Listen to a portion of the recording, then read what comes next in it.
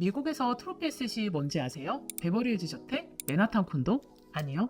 바로 아파트 한 동 전체입니다. 강남에 사시는 분들은 지금부터 투자가 애매해져요. 한 채를 더 사자니 취득세 중과일, 중부세, 세무조사에 부담이 되고, 건물을 사자니 수도권이나 서울 외곽은 나중에 매각이 자신 없고, 핵심지에 사자니 아직 시드머니가 부족하고, 그래서 어차피 자산을 좀 분산해야 하니까 다주택 규제도 없고 달러 자산도 보유할 수 있는 미국 부동산 한번 사볼까 고민하시는 분들이 계실 거예요. 제가 몇 달간 미국을 계속 오가면서 열심히 투자를 검토를 하고 있는데, 이미 한국에서는 똘똘한 한 채를 가진 분들이라면 미국 투자에 있어서 어떠한 스탠스를 잡는 것이 맞을지 말씀을 드릴게요. 저는 20대 시절 모은 2천만 원으로 부동산 투자를 시작해 서울 역세권의 건물을 매수하고 대수점을 거쳐 공실 없이 운영 중입니다. 저희 채널에서는 부동산 투자 이야기, 가까이서 들은 부자들의 생각, 그리고 투자 경제 인사이트를 들려드리고 있어요. 여러분들의 소중한 자산곳을 하나씩 모아가는데 도움이 되는 이야기 들려드리고 있으니 지금 바로 구독 버튼 눌러주세요. 먼저 미국 부동산 투자의 로드맵을 알려드릴게요. 미국에서 투자로 트로피 에셋이라 하는 건 우리나라처럼 강남 건물이나 한강변 최상급지 아파트가 아니라 임대용 아파트 한 동 전체입니다. 연예인이나 재벌이면 맨하탄 한복판에 센트럴파크 보이는 콘도, 비버리힐즈 저택이겠지만, 투자자 입장에서라면 미국에서는 아파트 한 동 전체를 소유하는 것이 1차 고리되는데요. 여기서 더 나아가면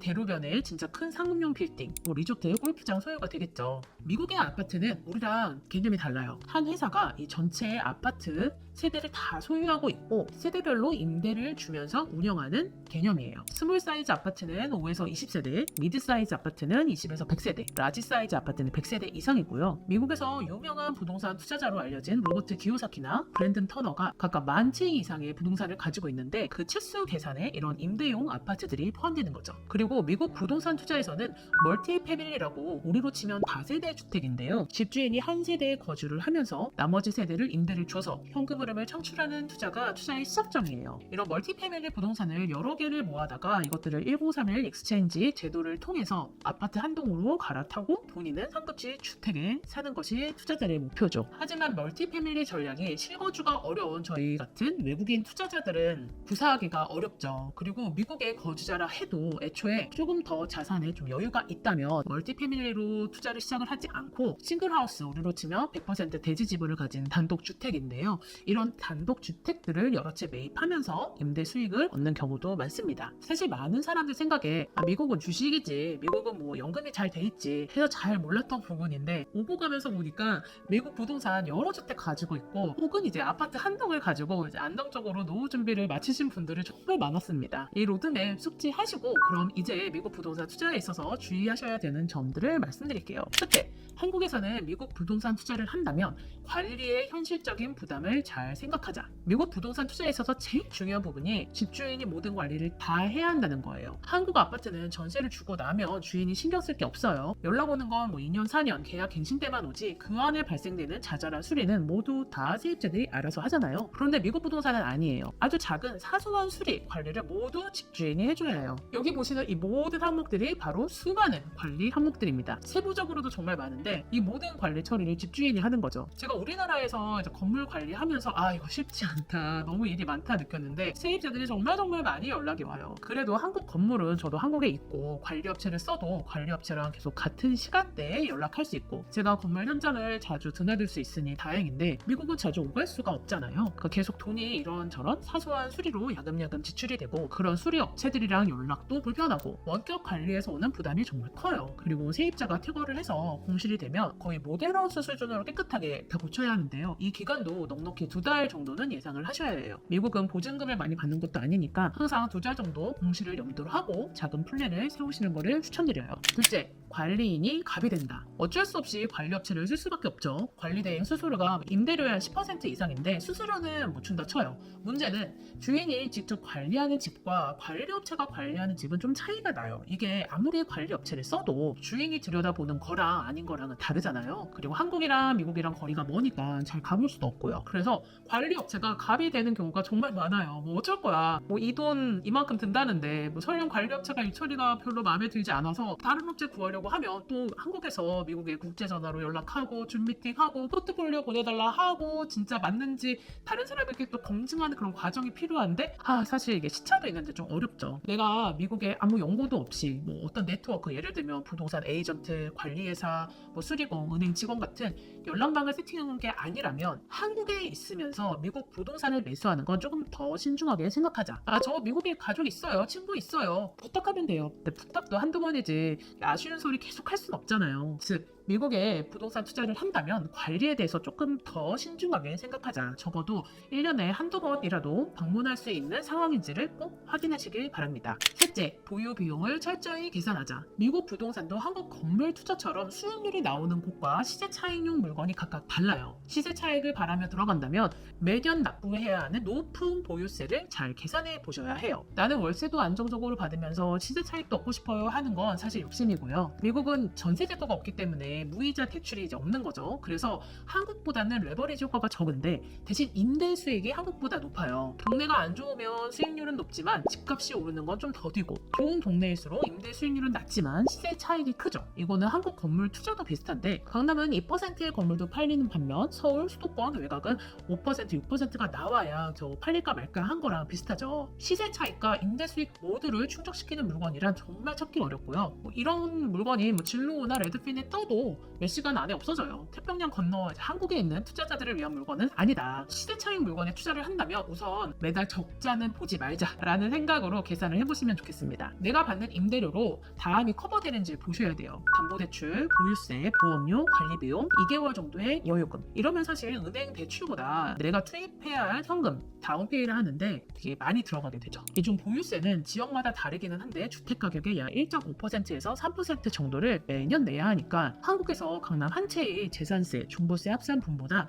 되게는 많아요. 지금 새로 구입하게 된다면 예전에 사신 분들은 매수 시점의 집값으로 이제 재산세가 부과되는데 지금 저희는 지금 살 걸 고민해야 되니까요. 또 HOA라고 우리 동네에 그 공용 공간인 수영장, 조경, 잔디를 관리하는 비용인데 이 HOA가 있는 동네면 그 돈은 만만치 않고요. 집 보험료도 한국은 의무가 아니에요. 그런데 미국은 의무 가입이거든요. 그래서 보험료가 100% 가깝게 오르는 곳들도 많아요. 이 부분들을 다 포함해서도 매달 적자가 나지 않는가를 투자 판단으로 체크하시면 좋겠습니다. 그럼 결국 내 현금이 수익이 많이 돼야 합니다. 가장 큰 시세 차익을 볼 수 있는 건 미국에서도 밸류업 투자다. 한국의 건물 투자와 비슷한데요. 미국에서도 허름한 집을 사서 새 것으로 고쳐서 또 임대를 비싸게 놓고 그러면 이 집의 가치가 늘어나잖아요. 그럼 거기서 더 대출을 받아서 추가로 집을 사는 밸류업 투자를 BRRR이라고 해요. 하지만 한국에서 원격으로 하긴 어렵죠. 이 방식이 한국도 미국도 부동산 투자에 있어서 시기만 잘 맞으면 가장 큰 차익을 얻는 방법인데 지금은 이제 한국 건물장이 별로 안 좋아서 어렵긴 하지만요. 미국은 여전히 많은 부동산 투자자들이 자산을 상승시키는 방법으로 사용하고 있죠. 그런데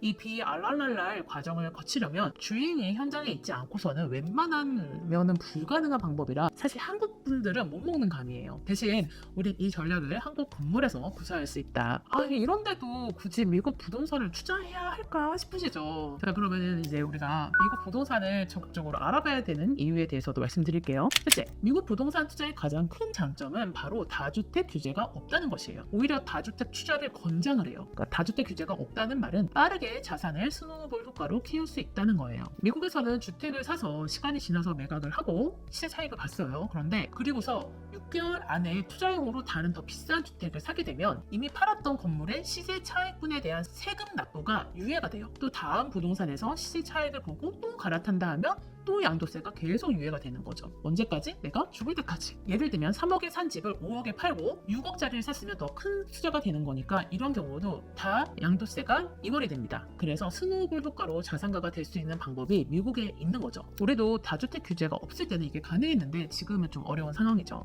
둘째, 한국 부동산만 보기에는 정치 리스크가 너무 크다. 우리나라는 아파트 투자에 대해서 너무 많은 규제가 생기기도 하고 바뀌기도 해서 제도에 대한 신뢰를 많이 잃었어요. 임대사업자 혜택을 줬다가 없앴다가 또 다시 생겼다가 또 양도 차익의 80%를 내려다가 없앴다가 또 다주택 종부세를 몇 원씩 내다가 또 풀었다가 정권이 바뀔 때마다 투자에 대해서 대응을 하는 게 너무 어려워요. 그럼에도 저는 강남만 할 수 있다면 사실 강남에 한 채 갖고 있는 분들도 또 강남의 아파트를 추가로 매수하는 거 좋다고 봐요. 하지만 그만큼 보유에 있어서 세금적으로 자신 있지 않다. 그리고 한국은 투자에 대해서 뭐 우호적인 분위기가 생길 때까지 다른 방식의 투자를 이어나가고 싶다 하시면 미국으로의 자산 분사도 정말 필요한 전략입니다. 미국 주식도 되고 뭐 코인은 뭐 달러는 아니지만 그것도 되고 부동산도 그 중에 하나로 보는 거죠. 이미 많은 한국의 자산가 분들이 몇 년 전부터 미국 부동산으로 움직여서 시세 차익은 물론 환 차익까지 보셨죠? 셋째, 미국 투자를 고려한다면 빠를수록 좋다. 이유가 앞서 말씀드린 재산세 부과 산정 방식 때문인데요. 미국은 사는 시점 가격으로 재산세가 거의 고정이 되는 거잖아요. 근데 한국 아파트는 보유하면 예를 들어 10억에 샀던 집이 주변 시세가 20억이 되었다 하면 실제로 내가 팔지도 않고 나는 그 집에 계속 살고 있는 경우라도